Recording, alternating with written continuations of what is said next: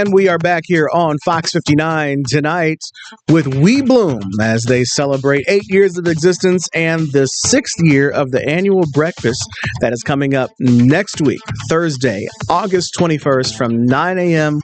until 11. That is at 601 South Meridian. That's just a couple doors down from their new location that is newly renovated.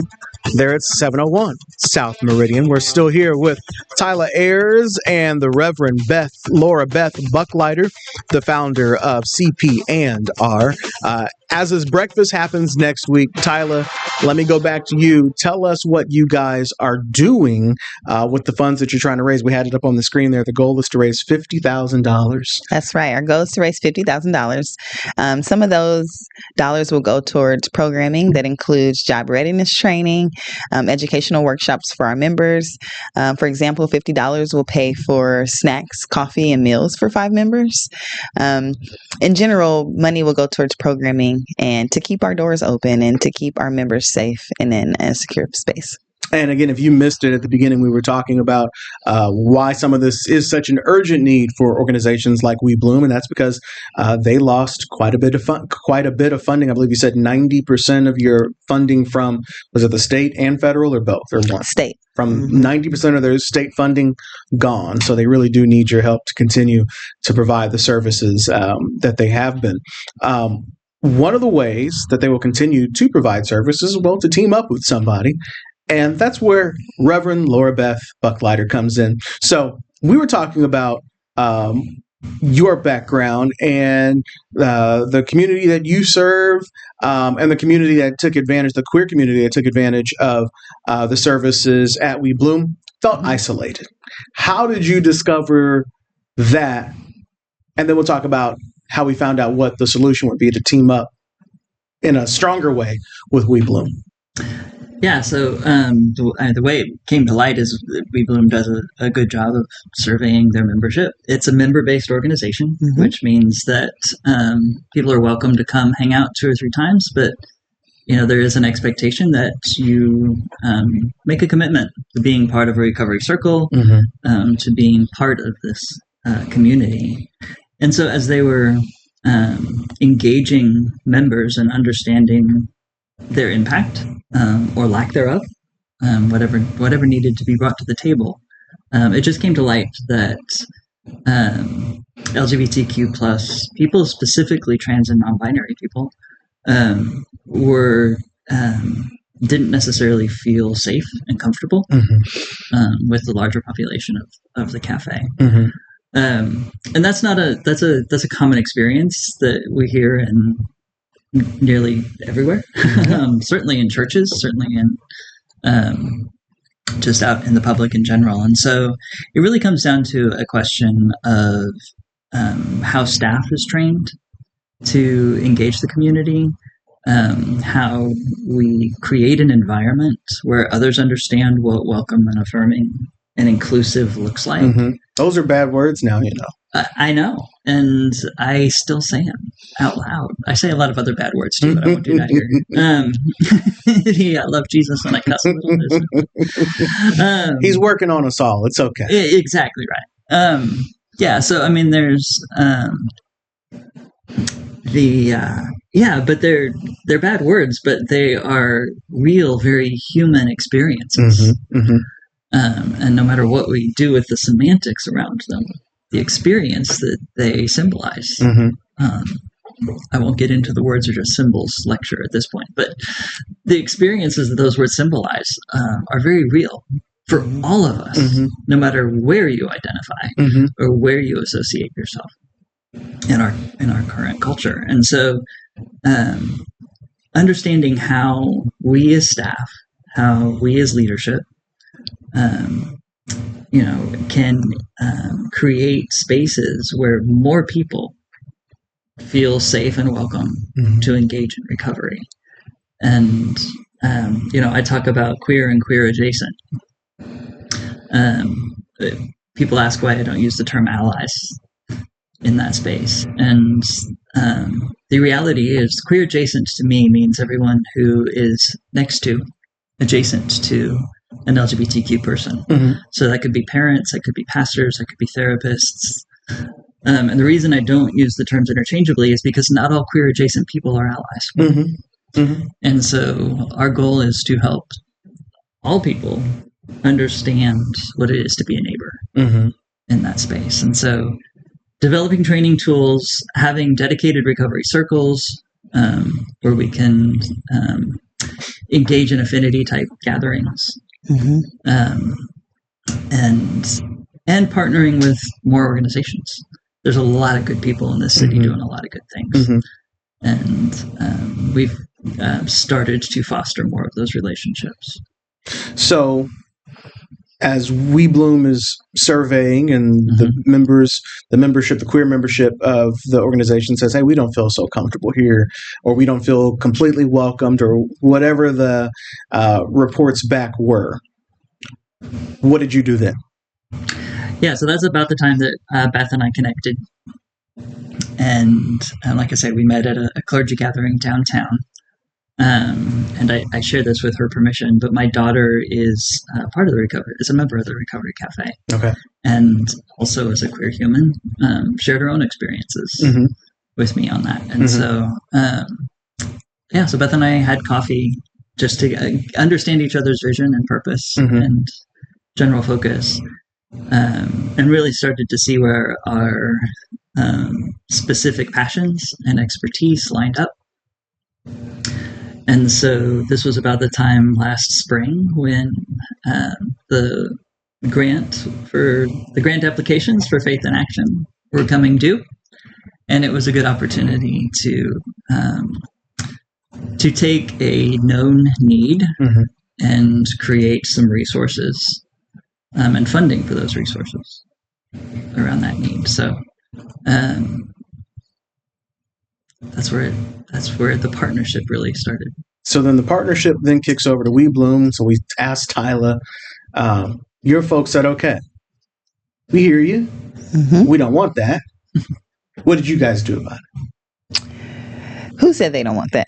You don't want them to feel unwelcome. No, of course not. No, everybody's welcomed at We Bloom. So we, in partnership with Laura Beth, decided to create a circle specifically for the queer community. So it's a queer affirming recovery circle where they can talk about their experience with recovery as a queer human. And that space is dedicated to them. And that is our first step in trying to make them feel welcomed and included at Recovery Cafe Indy. One of the Recovery Cafe's strongest models is a peer recovery modality. They are a multimodal recovery system, so not just 12-step, not just harm reduction. There are several paths to recovery that they honor in that space, and peer recovery is a strong space in that. Creating an environment where queer people can find their peers who are also in recovery has been a critical part of that partnership. So having not even just being to not feel isolated with everybody, but then also to find shared experiences. I don't know what the word I'm looking for, but with other people who are going through a similar story, similar life situation, and can collectively amongst themselves, that's kind of an oxymoron, can collectively, but amongst themselves, recover. Yeah. And so now there's a dedicated space for that. Yes. One of the things that I emphasize a lot in working with communities like We Bloom, like the Recovery Cafes, is that there is more to compassion than simply being welcoming. Yeah. It is one thing to say, you're not going to be in trouble here. We're not going to hurt you here. It is another thing to say that we see you. Yeah.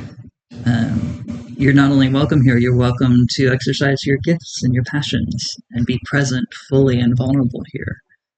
We will celebrate you, just like we celebrate everybody else in our space, in our culture. And so I think that is a huge part of what we're striving for in these new endeavors. Now, how long is that portion of the Recovery Cafe been up and running? It's still in process. Still in process. So we're just getting all of the pieces and parts pulled together. What has the feedback been from the people who gave you guys the original feedback? You say, okay, this is what we're going to do. What are they saying now? We haven't asked again yet. Okay. Yeah, it's that new. Okay. I mean, it really is. So this is a planning grant that we got from Faith and Action. Mm-hmm. And so let's talk about that grant real quick. Yeah. So again, we're talking about people who people and organizations and governments that aren't giving grants, but someone is giving a grant. Someone did give a grant, and you guys are the recipient of said grant. What was that grant for, and how did they say, yes, let's give it to that? Yeah, so the grant, the ask in the grant was a lot bigger than the grant that has been given. As they usually are. Well, this is one thing I love about Faith and Action, though, is that they saw an opportunity for them to grow, and for them to step into spaces that they had not fully lived into just yet. And so rather than funding something that they admittedly didn't have a whole lot of understanding on, they issued this much smaller planning grant that says, do your homework. Help us do our homework, and build the spaces, build the tools, build the resources, and that sets us up for the larger grant,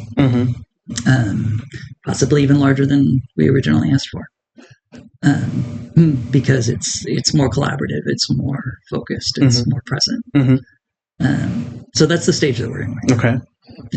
Yeah. And so I've got the. I click the right screen here. This is and there you go.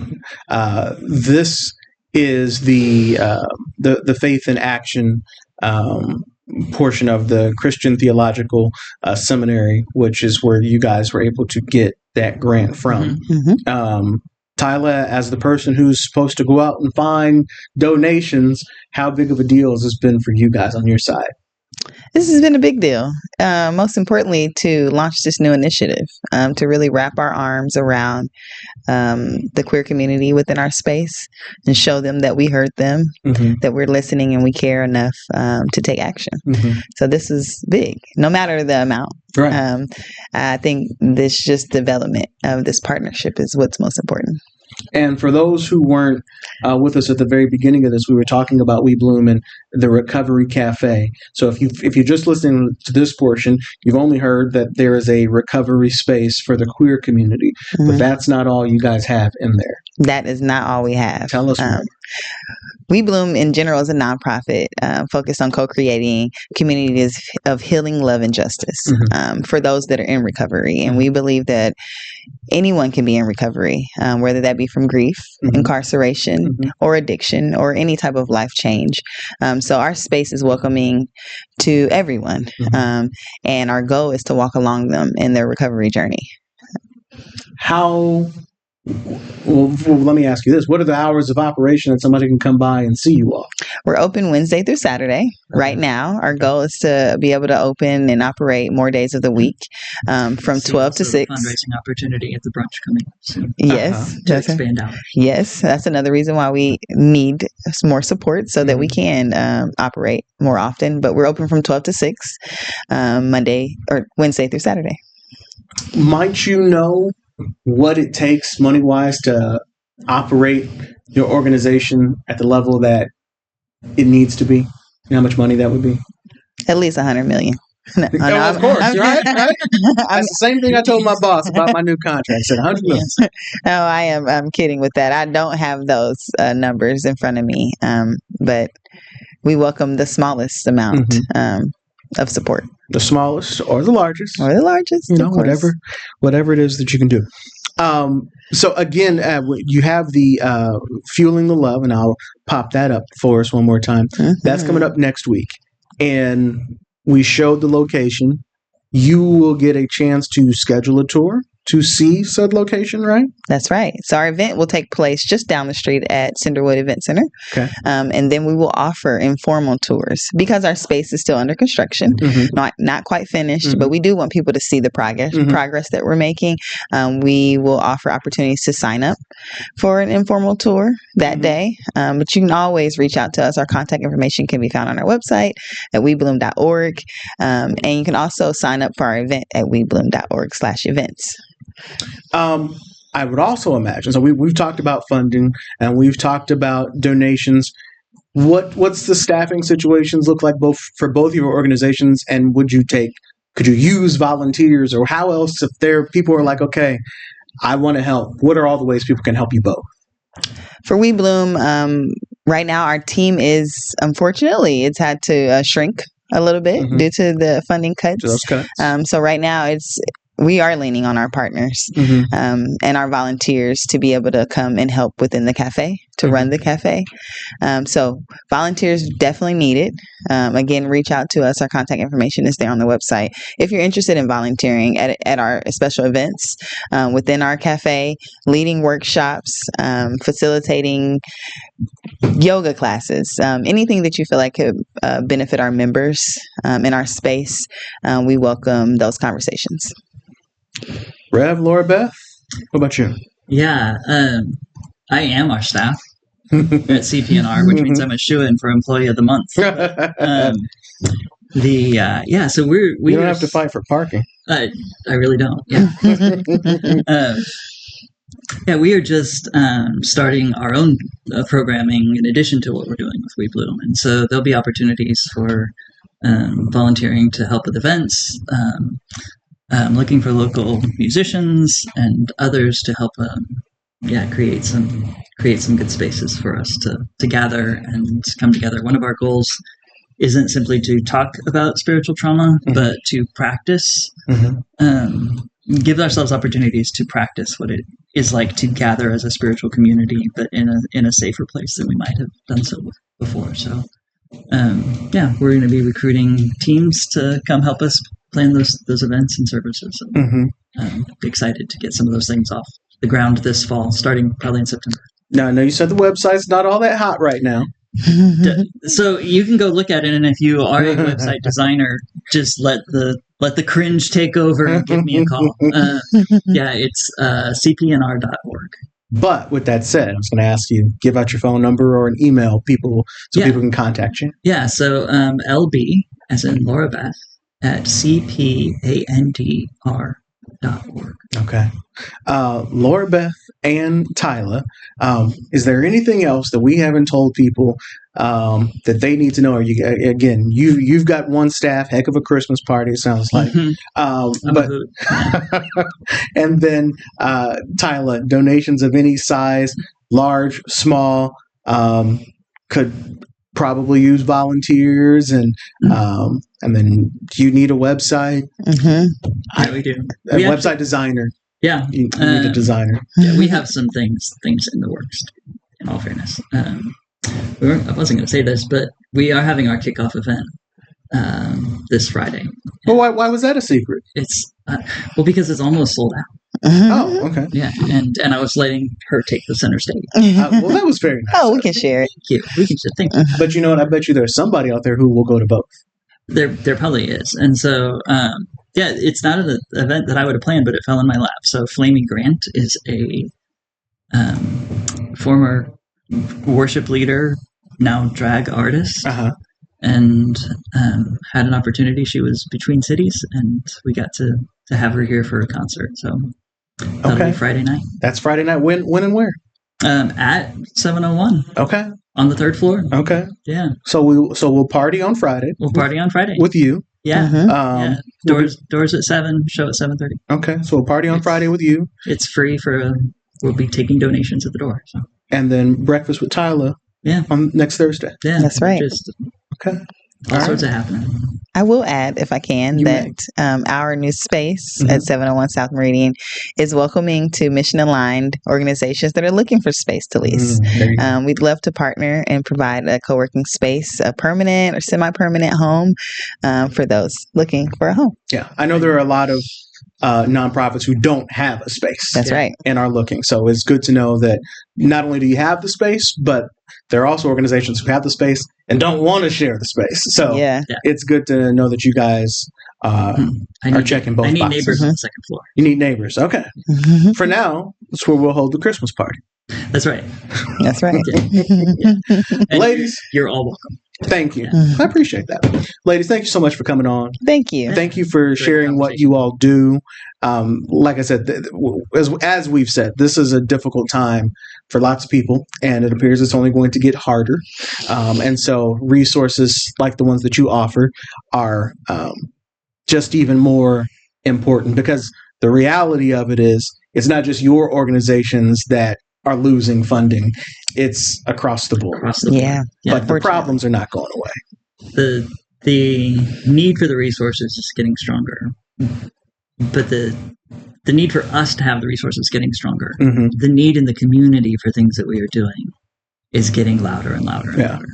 Unfortunately, it does not appear that either one of your organizations will be going out of business due to lack of need. That's right. Job security is interesting. Yeah, not in the place you want to have job security, but thank you for answering the call for the people who do need the help. That's right. All right. Thanks for the platform. No problem. You have their information now, so you can go check them out. You can go visit them again, 701 South Meridian. Party on Friday, breakfast next Thursday. If there's the information, so you want to go out, you want to support, they will welcome you with open arms, and not only welcome you, but celebrate you. Right? That's right. That's right. All right. Absolutely. That's going to do it for this edition of Fox 59 tonight. We'll be back same time, same station, same app, same website tomorrow night at 8. And then we'll talk again Sunday morning on the radio, where you get a chance to be part of that conversation by calling in to 106.7 WTLC and Hot 100.9 for my show Open Lines, where we continue this conversation and others with you. That's it for Fox 59 tonight. I'm Cameron Riddle. Have a good night.